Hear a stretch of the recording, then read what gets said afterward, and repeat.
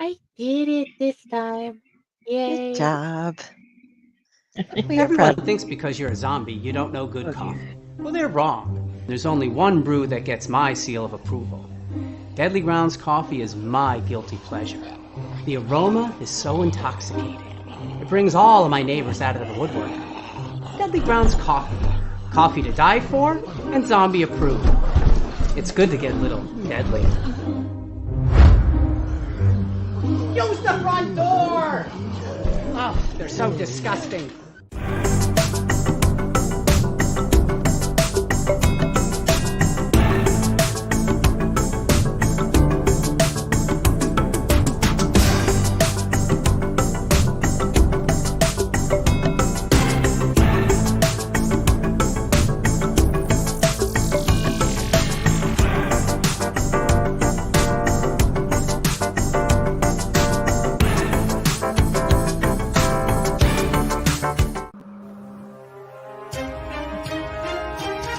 The Dorkening and all affiliated shows are not intended for anyone under the age of 18.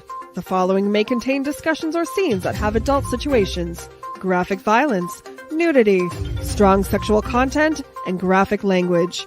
This show is intended for mature audiences only. Viewer discretion is advised.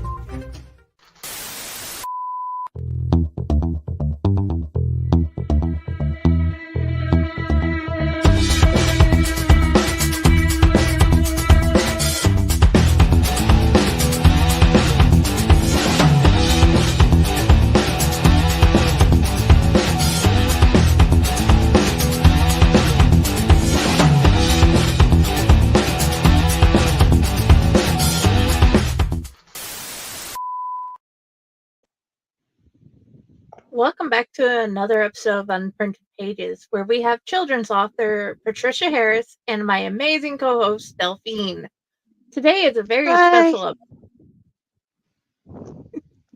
Hello, my beautiful ladies. Hello. Yes, we brought two of our favorite puppets. Retta I just Tosker brought Dragon. and Spells, and what's the dragon's name? Purple. Great name. Sounds like a Dante name. We have some questions from some of our children viewers, and we are going to read you Pip the Pup today. Pip the Pup, the brave pup. We'll get the name right whenever we bring it up. And Pip and Friends. I've read the story so many times that all the words seem wrong.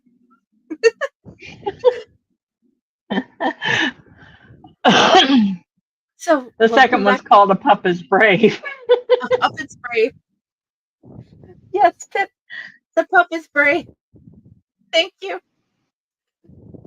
Do you guys know how that feels? You've read something so many times, the words seem wrong?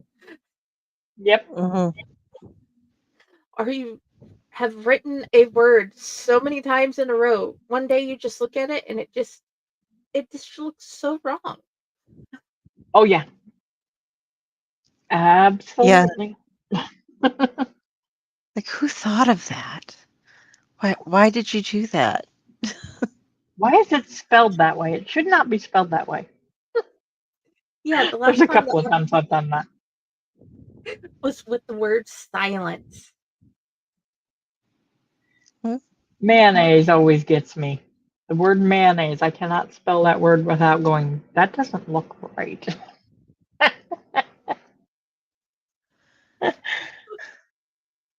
Yeah, So I have a couple of them. you have a couple of them. What are your hard ones? Recommend occasionally, and there's one or two other ones where it's stuff with double consonants. I forget how it occurred. I think I forget which consonants need to be doubled and which ones are single. And so I'll try. Makes sense. Yeah.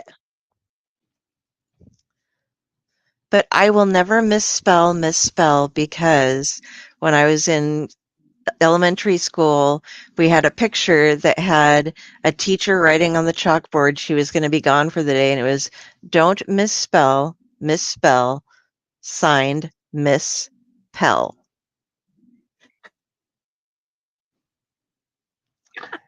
That is cool. That's my mnemonic for that one. So, yeah. So now you know, kids. Yes. Words are hard even for adults. Oh, So- yes. That's one of the problems with teaching kids English lately, or any language, trying to figure out how the words work. But yeah, okay. Welcome to the show. I have some questions from Dante. Let's start with those. What type of dog is Pip the Pup? Pip the pup is a beagle. Or at least the best way I could ever draw a beagle. That was what he was supposed to be. Hey, that works. What is your favorite color? Purple. Purple?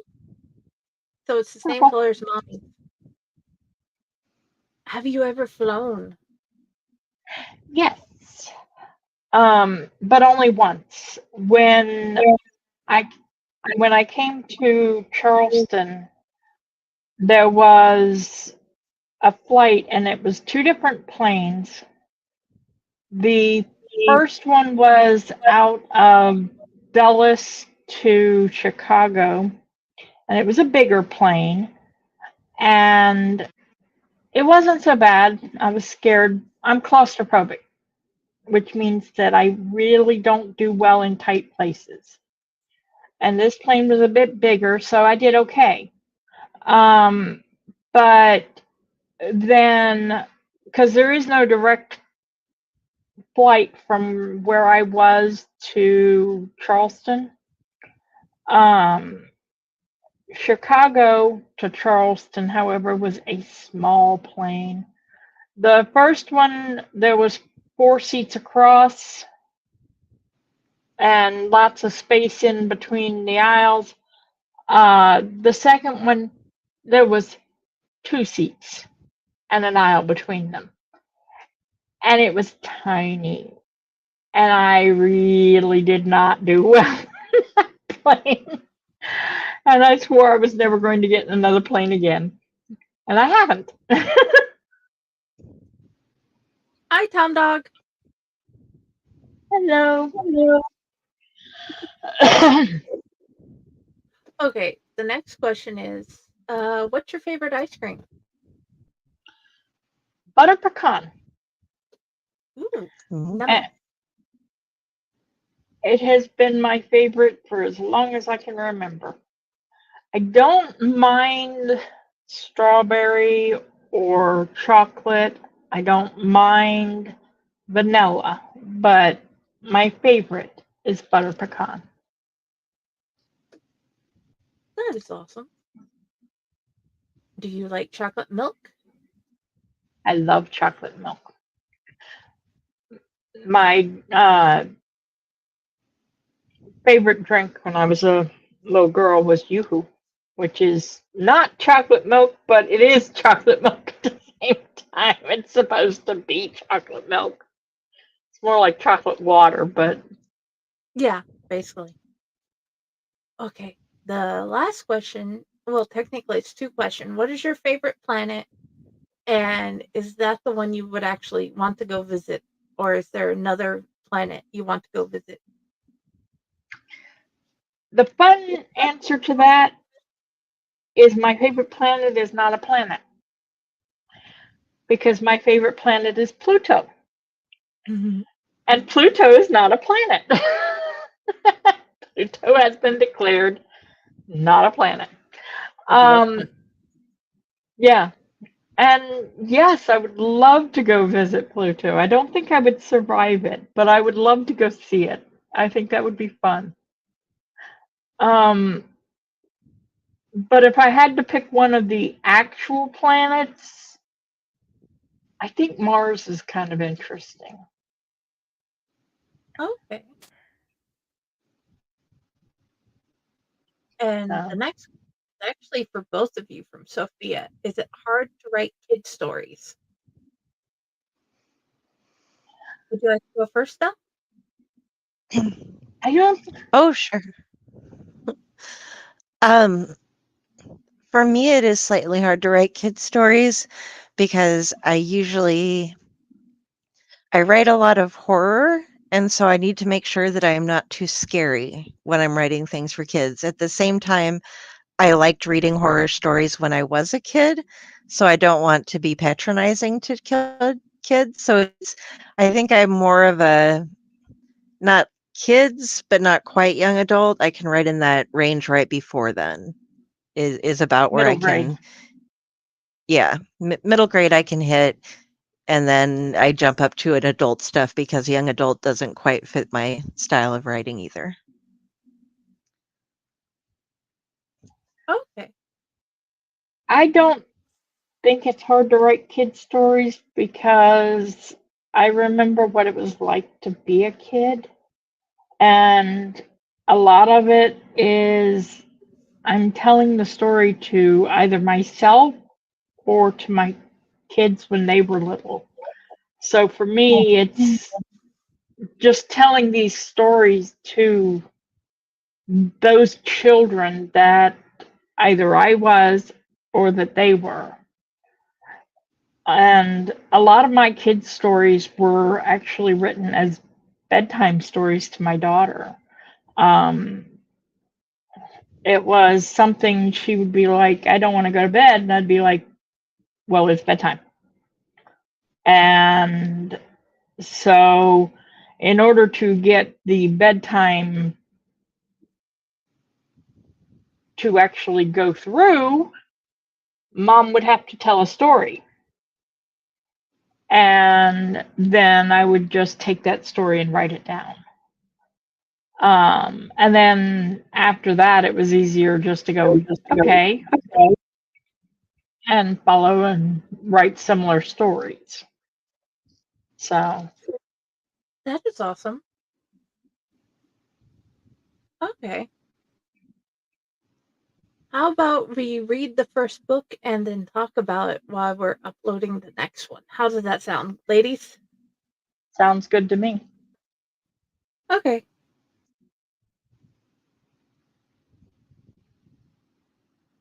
Pip the Pup. Pip the Pup was a happy puppy. Pip loved to walk in the woods. Pip's friend Angel would walk with him. Pip chased butterflies. His friend would smile at the way Pip played. She loved Pip. Pip loved her too. One day Pip tried chasing a bird. The bird was really pretty. Pip ran very fast. Pip was not watching where he was going. Soon Pip was very lost. Pip found a cat. He asked for help. The cat laughed at Pip. The cat was not very nice. Pip met a snake. Pip was too afraid of the snake to ask for help, so Pip kept running. Pip was afraid. Angel was worried. She could not find Pip. Pip was cold. Pip was hungry. Pip did not know how to find his friend. Missing Pip the Pup. Friendly little pup. If found, please call Angel. 555 555 5555. Angel asked her friends for help finding Pip. Angel put pictures of Pip all over the place. Angel and her friends searched all over town. Before long, Pip was found. Angel was happy to see Pip. Pip was happy to see her friend. Angel's friends were happy for Angel and Pip. Pip was careful not to lose his way again. Pip felt loved. The end.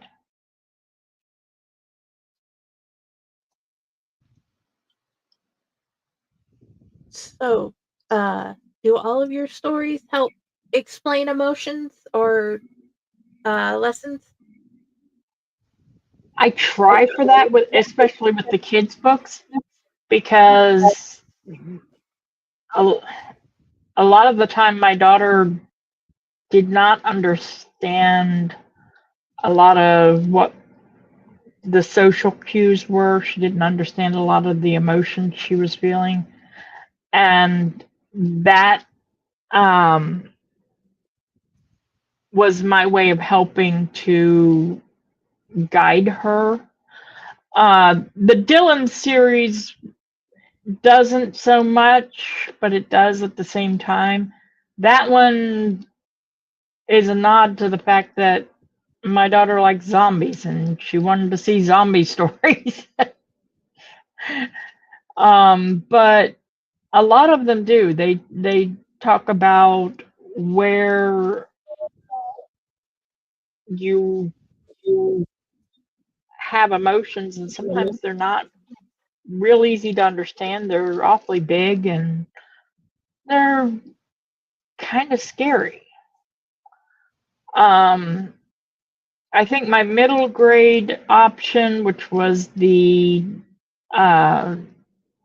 story about the gnomes, the attack on Shoe Mountain, or attack up Shoe Mountain, I think it was, didn't, but that was more meant for, it was a story. It was meant to entertain. But the rest of them do tend to have a bit more of a guide the kids through a tough emotional bit or a tough social bit, because that was things my daughter struggled with. It was things I struggled with. So. Very cool. Did you have any questions, Del? Or thoughts? No, Pip the Pup kind of reminds me of Peanut Pup, because Peanut Pup goes to run away and then she gets very scared too. She barks a big bark, and then if the other dog shows up, oh, that wasn't me. Good run, hide. She is a scaredy pup. What were both of y'all's favorite kids' books when you guys were younger? Or book in general when you were like between like 5 and 10?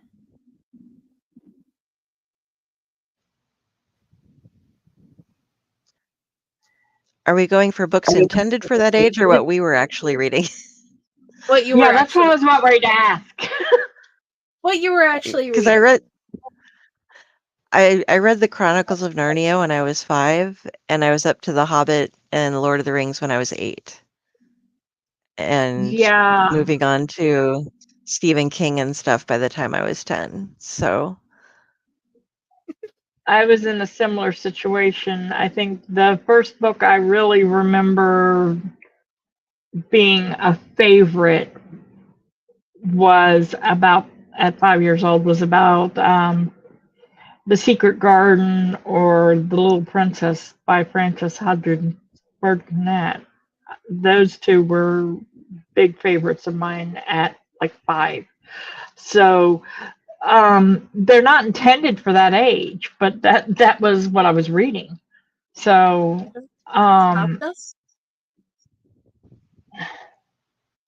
I don't remember ever reading the so-called kids books intended for that age.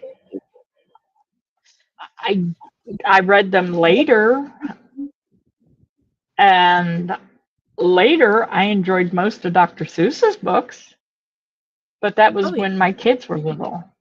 So, but I don't remember reading them when I was a kid.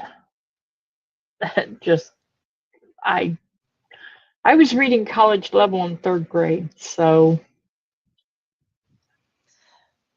My grandma liked to read us Dr. Seuss stuff, and then there was a book called Stop That Ball, and actually at her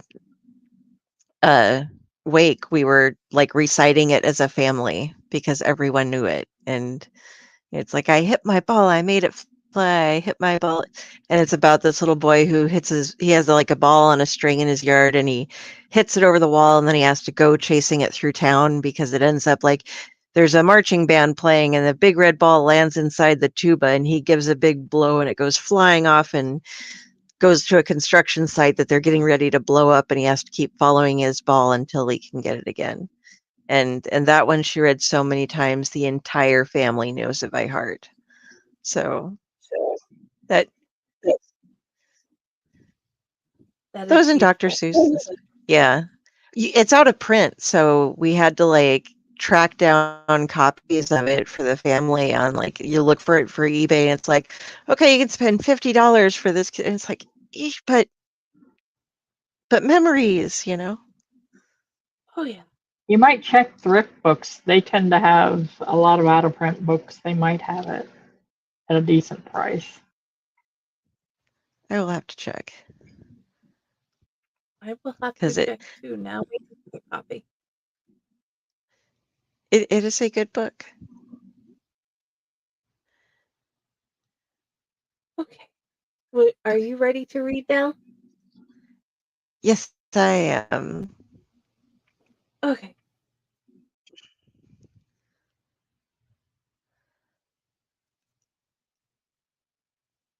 A Pup is Brave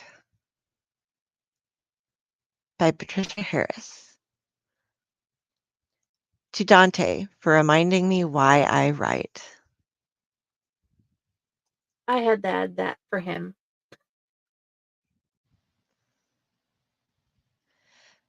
Pip was scared.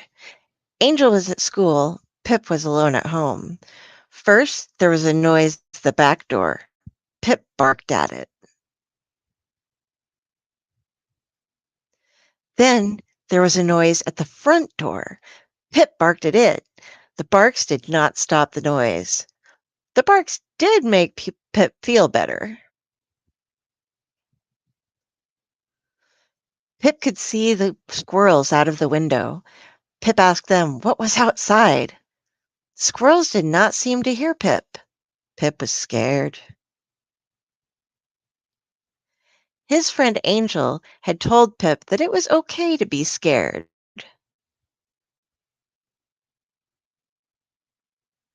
She said that she was often scared. Pip felt less scared when he thought about Angel.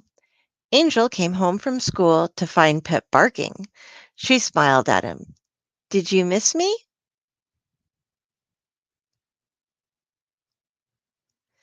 Pip felt less afraid because Angel was with him. Pip felt brave.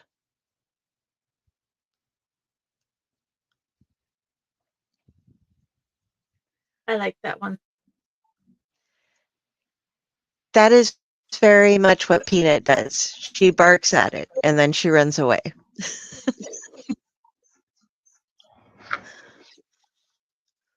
I think Stubby wants to catch the squirrel and give it a good talking to.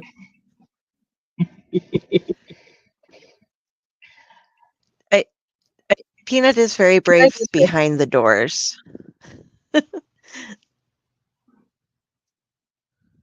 Yeah, the original reason for Pip was the drawing.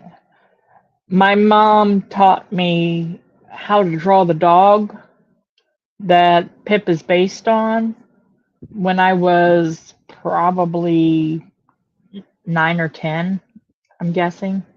it was the only thing that she knew how to draw, really. And my brother has an amazing talent when it comes to drawing, but I never really did, and I was jealous of it. So she's like, well, let's draw this. And she taught me to draw this very simplistic dog, which is what Pip is.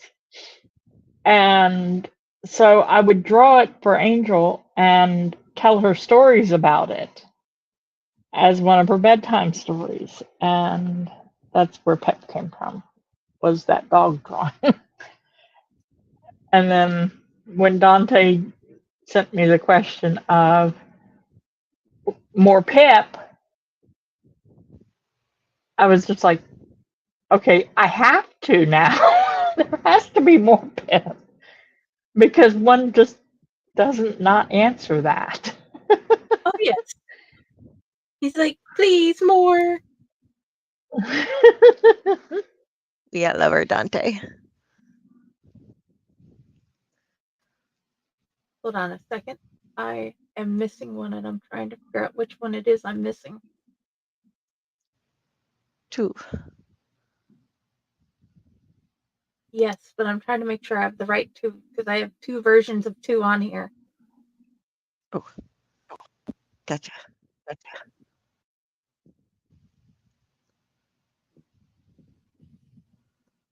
Okay.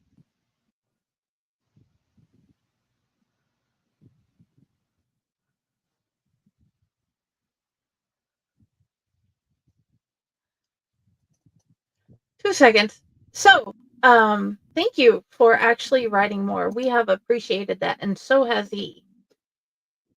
And you said that there is going to be a 4th Pip and Friends book coming up. It's going to be called Pip, That Doesn't Belong to You. And it's going to come out for Kids Week. So And that's it's December. going to talk. Yes. It is going to talk about Pip taking things that do not belong to him and how Angel deals with it. So Okay. it is already written. I still need to do the illustrations for it and put it together, but it is going to be ready for December. So Okay. Awesome. We look forward to that. Very cool. Okay. So there we go. While you're getting that loaded up. Oh, you found it? Okay. Yes. What were you going to say? Oh, I was just going to say, while we were talking about, you have 3 and 4. I'm going to do that there. Thank you. Yep. Have any of you guys tried to use the talking dog buttons for your pets? They have there are these buttons, and you record things on them, and then you teach your pet to like push the button, so it'll like go outside, play, treat, and you just push them every time, and then when you're doing it, and then they're supposed to learn it. And they have dogs that have like 20 or 30 of them that will carry on conversations. They'll be like, why stranger here and stuff when people are there. Or some of them are smart enough to be like, play new bird toy, when they got something that they weren't sure what it was, but it had a feather on it. And we tried them with Peanut Pup, and she's just like, no. I didn't even know such a thing existed. Oh, yeah, there's a talking cat. They have talking cats and dogs, but you'll have to check them out sometime. They're kind of neat. We have 0 success with even just like with a 1 button with like go out. So, but some of these dogs are like write sentences. So, I think it's also a scared thing because, like I said, Peanut's always scared, and when she touches something and it makes noise back at her, it's like so. Yeah, I don't think I want to give my cat anything more to make noise, because my cat is very, very, very verbal. I mean, if she sees us come into the room, she'll go, "Meow, meow, meow, meow." And she will do this for an hour nonstop, no end inside. So I don't want to give her anything more to make noise. Gotcha. Stubby is very verbal. He wants to talk to you and he tries very hard. But getting him to learn new things is hard because he's like a year old and it's, I don't know. We're working on it. He's learning, but I don't know if we're ready for that yet. The buttons.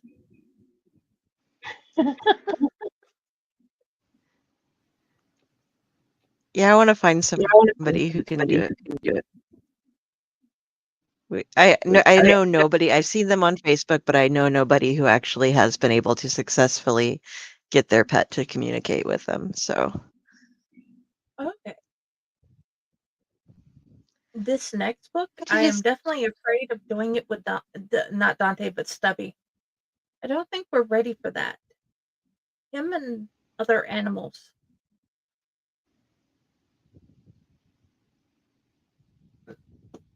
But okay. I'm going to go ahead and read the last book for you guys, and then we're going to talk just a little bit more.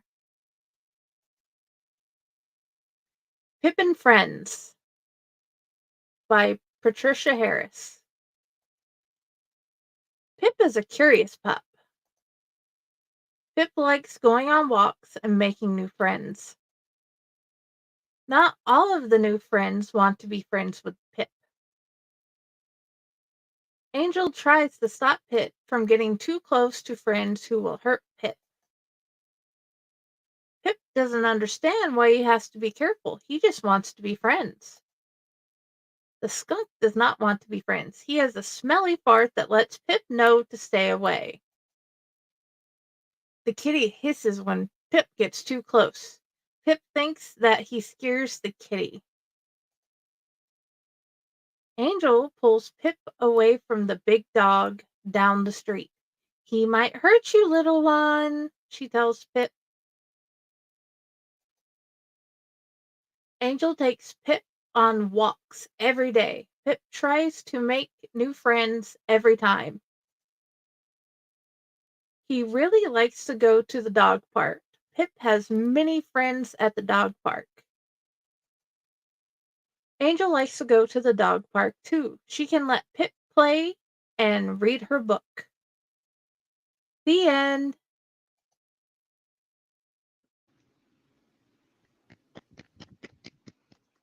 I just realized there's a typo in that. I Yay. need to fix that. I do too, and I've read that book so many times and I didn't see it.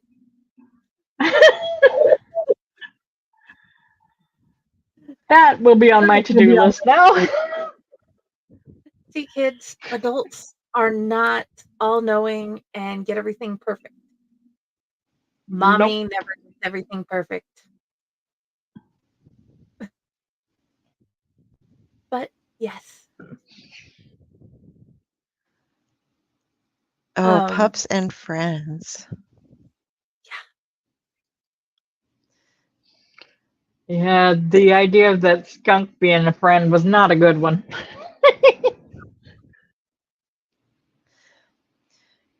We like to go to the farmer's market to make friends, but there are a lot of big dogs at the farmer's market, and Peanut is a little pup, and she goes and likes to meet other little pups. The really big puppies, the 100-pound boxer puppies that are still puppy brained, but they're full dog size, will come to try to play with her, and she can jump almost all the way up into our arms when something like that happens. She just flies. But then she tries to make friends with all the other little dogs. So they have the little dog club. It's very cute. That sounds cute. Yeah. Tell us about the inspiration for your fairy stories, please. Your fairy kid stories. Oh, honestly, they're based on my daughter. My daughter has autism. She she was diagnosed with what they called Asperger's at one point, but it's now called autism level 1. And what that means is that we did not get her diagnosis when she was little. So there was a lot of, she would do things and I did not know what to make of it because her neurodivergence was not the same as mine. So there was a lot that she would do and I didn't know how to deal with it. She would go out and make friends with the roly-poly bugs. We went through quite a few pet fish because she was reaching in and petting the fish and I didn't know it. Little things like that. The things that, just were different. They weren't bad. They were just different. And in making it into a story, now that she's mostly grown, I mean, she's always going to be my baby. But I was able to make it into a story and make the adventures seem more fun. When she was little, there was a lot of mom panicking because, like the one that's going to be coming out in December, because there's going to be another fairy story, another sugar story in December as well. Where is sugar? Or where's my sugar, I think is what I called it. But Angel had taken off and gone into a neighbor's house, and it was out of the zone of this is where you're allowed to be. And this was before we'd gotten her cell phone. She was probably about 9. And I'm panicking because I don't know where she is. So there were cops and all that because mom's panicking. And the story sounds a lot better told in the way that I did in the story, in the fairy setup. But at the time, it was a whole lot of, oh God, where's my kid? But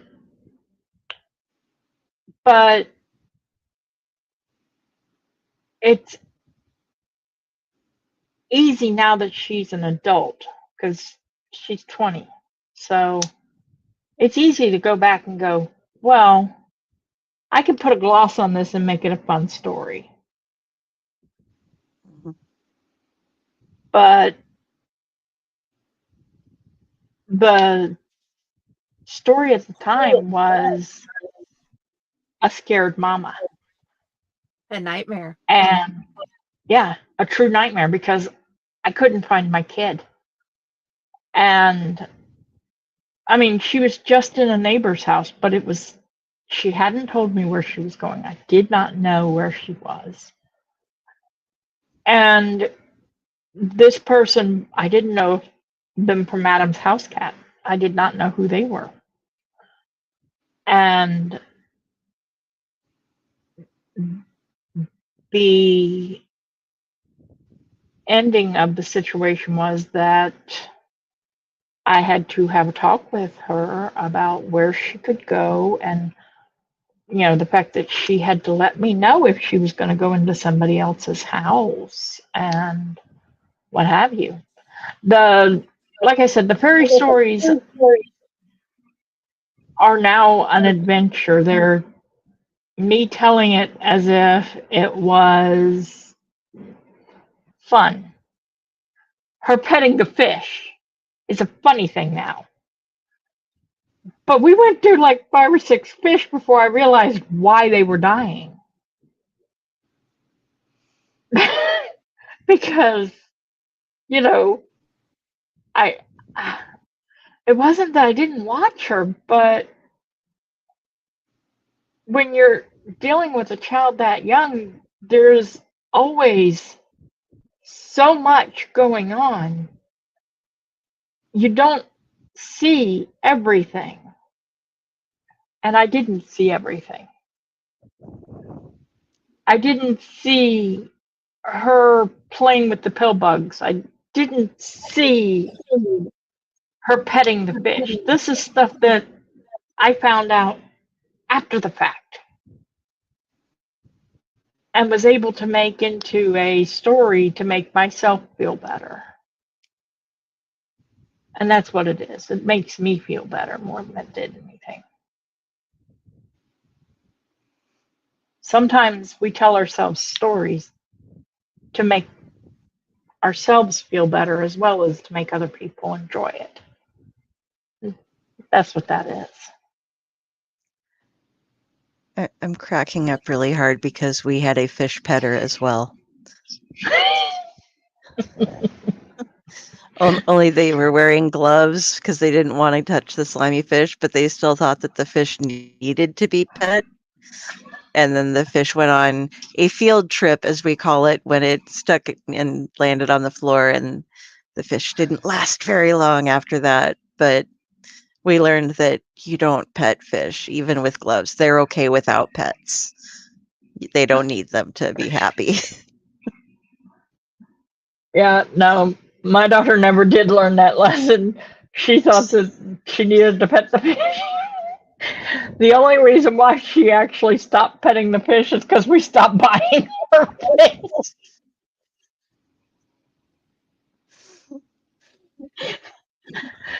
And we've had to talk recently about that. And she's like, but they're pets. You pet your pets.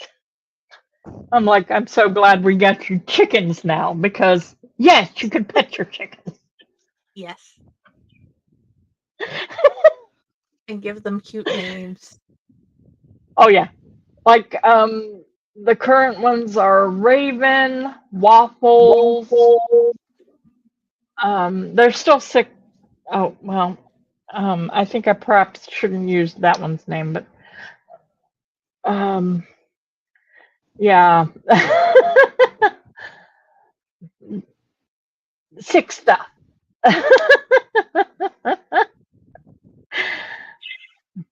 She lost one last year that was called Nugget. Oh.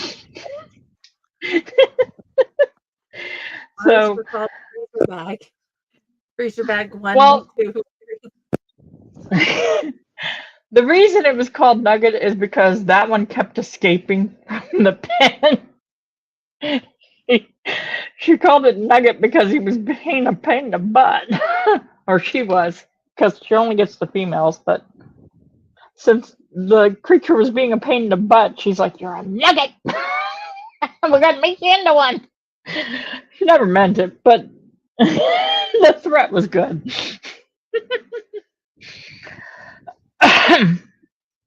But yeah, Waffles is a Rhode Island red, and it's about yay big.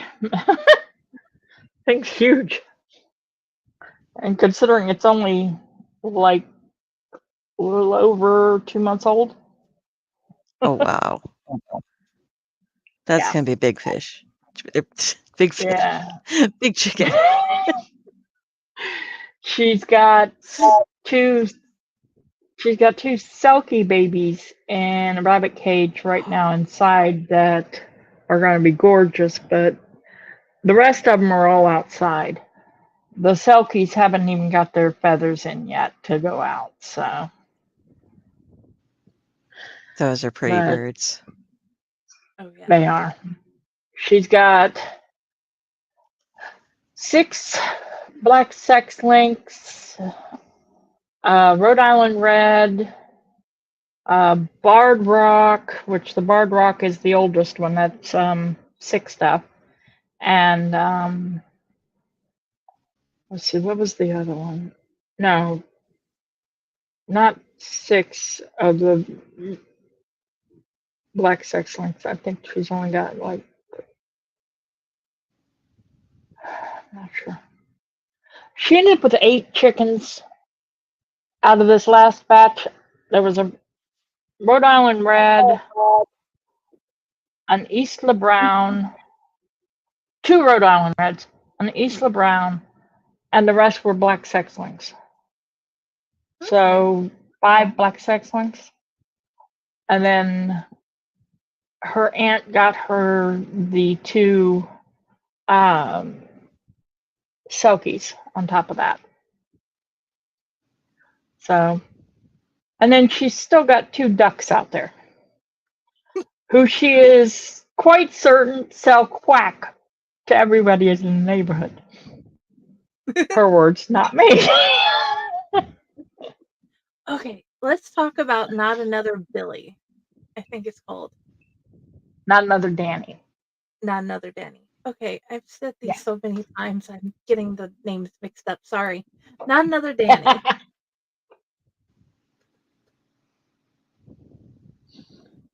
It's got a beautiful story. I like that.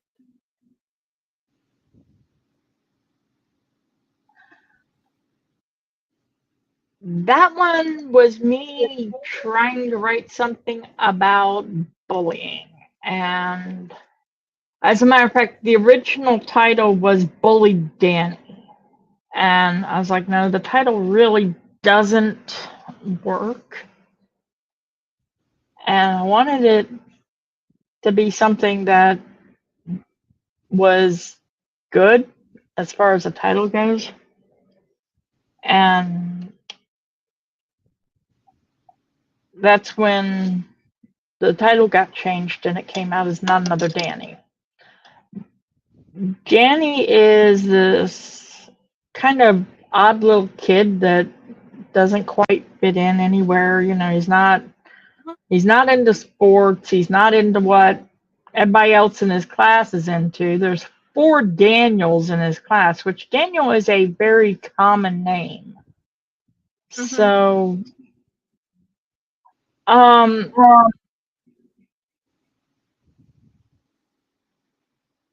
it was bothering him. So he's like, I don't want to be Daniel. I don't want to be Danny. I just want to be me. And the mom in the story was like, you are you. You don't have to be another Danny. You can be whatever you want to be. And I feel like when we, as parents, when we have kids, we give them a name, and it's a gift. But do we expect our kids to keep every gift that they're ever given? So why do we expect them to keep the names that we give them? Sometimes the name doesn't fit them. Sometimes nicknames don't fit them. And a lot of kids struggle with that. Sometimes it takes a child growing to adulthood before they're able to tell us, this is who I am. But sometimes a kid tells us when they're real little, this is who I am. And a lot of parents don't want to listen to that. I kind of wrote that one because there are a lot of kids out there who are struggling with who they are and trying to figure it out. I'm 48 years old, I think. 49? 49. And I still don't know who I am. But I also don't have to deal with other people's opinions of me either. Whereas That's a their kid business. kind of does. Yeah. Whereas a kid kind of does. Peer pressure is a terrible thing.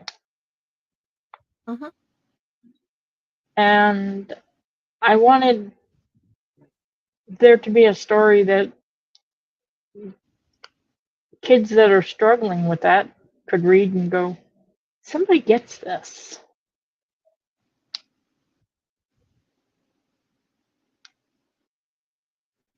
That's very cool. So, I remember reading that to Dante in the doctor's office. And I told him, Patti has a new book out. And he's like, yay. And I download it and we finished reading it. And he said, just be me?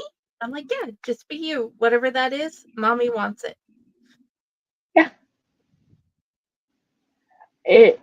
It's amazing how many kids, when they're carrying them, the parents go, all I want is a healthy child. But then when the kid becomes their individual selves, the parents go, don't be that. Well, didn't you say you just wanted a healthy kid? What's the difference? What's the difference now from when you were pregnant? That's one thing you've been able to help me with cats. Like this right here. Well, all of these. You've seen so many. She's Yes. like, I want to do this. I want to make art. I'm like, okay. And then you said you'd put it on the blog, or we could put it in the newsletter, or she could be published. And she's like, another adult wants what I can do? Yeah. Because she has talent. She is using her mind and her creativity to do something in this world to make the world more beautiful. Whether it be what somebody else likes or not, she's doing what she thinks is a creative endeavor. I personally like what she creates, but not everybody's going to see it that way. Yeah. I mean, I honestly think it's wonderful. The best part about all of you. Say what? I was saying you have wonderful kids. They're all very talented. Yeah. Thank you. And you all accept them and me. That's one of the best things. Oh, yeah. I like my Dante hugs. I like my boops. That's all fun. Oh, yeah. Sometimes I get sad. I just need a boop. Oh, yeah. And you guys are all part of the fish club, but you get to pick out what fish you want. And I don't remember what fish you chose, but you guys, both of you get to pick whatever fish you want to be. I think I said angelfish. I'm not sure. Sounded right.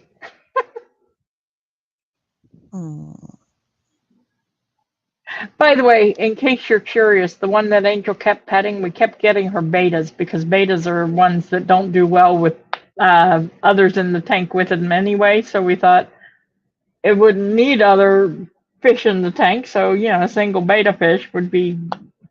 So she kept killing off beta fish. That's what ours was called. That was the type of fish that was, went on vacation, took field trip after getting pet. I got to look up and see what. You're going to look it up and find out? Yeah, I'm trying to remember the name of it. It's the fish that swim around and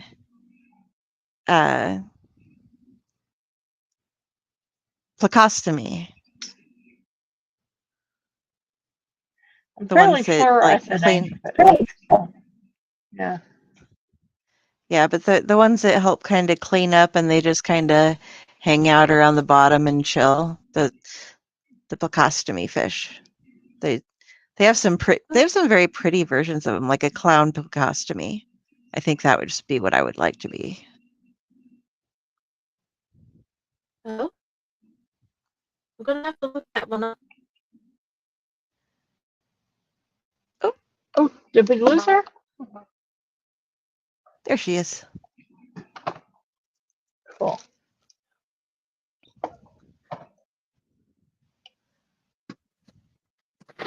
Am I still here? Yes. Yes. Okay, because I disappeared for a second, and I'm like, wait a second, am I still here? You And then we disappeared moved. on our end for a second. Yeah, you just moved to the other end. You and Dell switched places. That's okay. She's also supposed to, according to the system, so it works. And it's always. The last one we have is the Dylan books. Those are the zombie books. Those are the ones that I did mostly because my daughter is my little zombie. And she just wanted a zombie book. Dylan, I actually have a second Dylan book written, but the girl that did the illustrations, Shannon Riddle, has been unable to do the illustrations for it, and I really don't want to switch illustrators.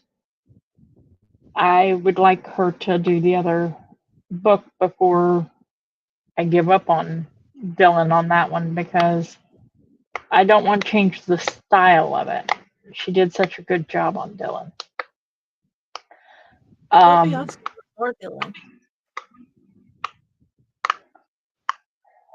But a fun thing about my daughter, I was one of those parents that I was very careful about what she was allowed to watch growing up. When she was born, we stopped having cable because I wanted to know exactly what media she was taking in, what movies and such. So I did not let her watch just anything. Her father and I had one disagreement, though. He let her watch, she was probably 2 years old, 2.5 maybe. He let her watch the original 1960s version of Night of the Living Dead. There she is, 2.5 years old, laughing her ass off at these shambling little zombies. And the reason was because she thought they were funny. I'm arguing with him, saying, no, she's too young for this. And he's like, look at her. Does she look like she's bothered by it? No, she was not. She is my little zombie angel. She absolutely loves anything horror. She loves anything zombie. Always has. So when I started writing the kids' books, full on, she complained. She says, Mom, I know these are mostly stories you told me at bedtime. I know I'm too old for them now. But can't you write one that has a zombie or something in it? Something interesting? It's like, yeah, I could probably do that. So I wrote Dylan, and like I said, I've written the second one. It's just Shannon is currently away from her ability to draw the illustrations for it, and I have not wanted to change illustrators for that. I can, but I don't want to, because it is All have been okay. because it is such a unique way that she drew Dylan and the zombies and everything around it, that I would feel like it changed the story entirely. Yes. And hi, Stephen. So Very happy you're here, even though it's late. If you have kids, go back and replay. I will probably bug Shannon about doing the illustration next year, because I will want to try and release the second Dylan for next year's Kids Week. I've given her a couple of years where I have not bugged her about it, because I understand what's going on. She's taking care of her grandfather, who was incredibly ill, and I did not want to push things. So that is I appreciate that. I think she does too. And all our kids for this episode appreciate that you've taken care of all the mean zombies and other horrible creatures that are going to get them. Yes. Night Stefan will Steven. unalive them like mad. We will turn Stefan into a knight for this episode. That works. But anyway, I guess we've reached our hour for the usual kids versions. Let's talk about if you'll tell us where to find you and what kids book you want them to be looking for next. Well, I am everywhere Patty Mouse. Everywhere Patty. Somebody one time, when I was starting my writing as, actually trying to figure out how to do this as a career, suggested that if I wanted to be easy to find, that I go to whatever, even if I wasn't planning on using it, I go to whatever social media and reserve the name I wanted to use. And I had already published one book of poetry at that point, but I really hadn't done anything else. And so I started doing that. I started going everywhere and reserving Patty Mouse. And so literally social media, if you type in Patty Mouse, it's me.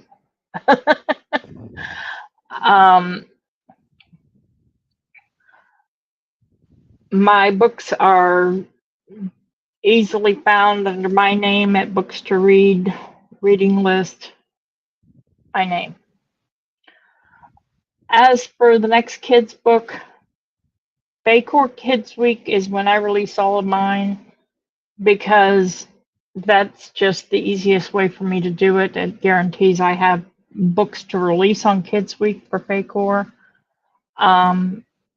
Like I said, there's going to be a new Pip the Pup, and there's going to be a new Sugar.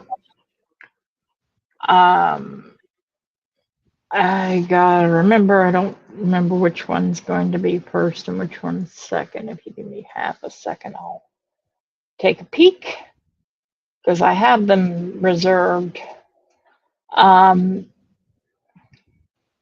Where's My Sugar comes out December 2nd, and Pip, That Is Not Yours comes out December 3rd. So we've got a couple other people who have told me they're going to have me some kids' books available in December. I'm hoping they manage to get me the books they're telling me they will. But we should have a decent set of kids' books come December. That will be awesome. Awesome. What about the Dell?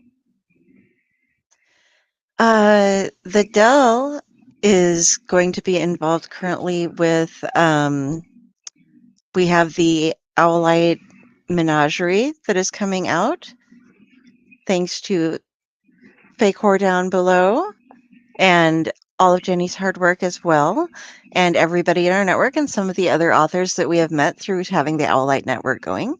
We are launching on the 4th, correct? Yes. Pretty sure that's right. I just want to make sure I got it right. Okay. And the Dell is also involved with Stefan over there, is setting up a Kickstarter to re-release in some really cool editions, more lore from the Mythos that Raz and I are both in, as well as some of our other folks. Curtis is in that, Steve Ann Sampson, PJ Rahal, who we've had on. Couple of folks. That's going to be a Kickstarter, so we're going to re-release, but he's got all these great pieces of art. It's going to, you can get a slipcover version hardback with all this stuff, and it's just gorgeous. And so if you go to Kari, Kari Sanders on Facebook, you can find me there, and then links to my author pages and all of my other things. And when I'm not writing or doing Owlite, I'm with the splash pages over on Tuesday nights, where we do comic book podcast, and I get to hang out with all those fun gents. So that is how you find me, and half the time you'll be talking to her. So yeah. Yay. You can find me at Fae Corps. You can find me at Owlite. You can find me at my page is also Friday with the Library in the Blue Box, and my author page, Jennifer Elliott.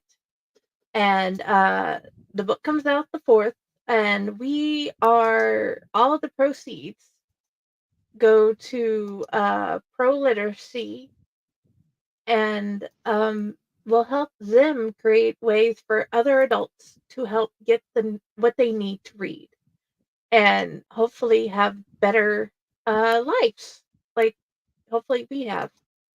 And Stefan says the paperbacks, new ebooks, and 2 hardcover editions will be available. And I'm looking forward to our release party on the 8th, that following Saturday after the book comes out. I can't wait to see who will come join us and everything. And I hope you all have an amazing night. I hope your kids will enjoy the wonderful talk we've had with Patti and Dell. And I hope your kids enjoy the Pip the Pup books as much as Dante has. Dante, the first one, he knows, we keep redoing so many times, he can repeat it back to me like he's reading it. It sounds like he's reading it, but he can't fully read yet, so it's amazing. That one's his favorite. Thank you, everyone, for coming. Good night. Good night. Night.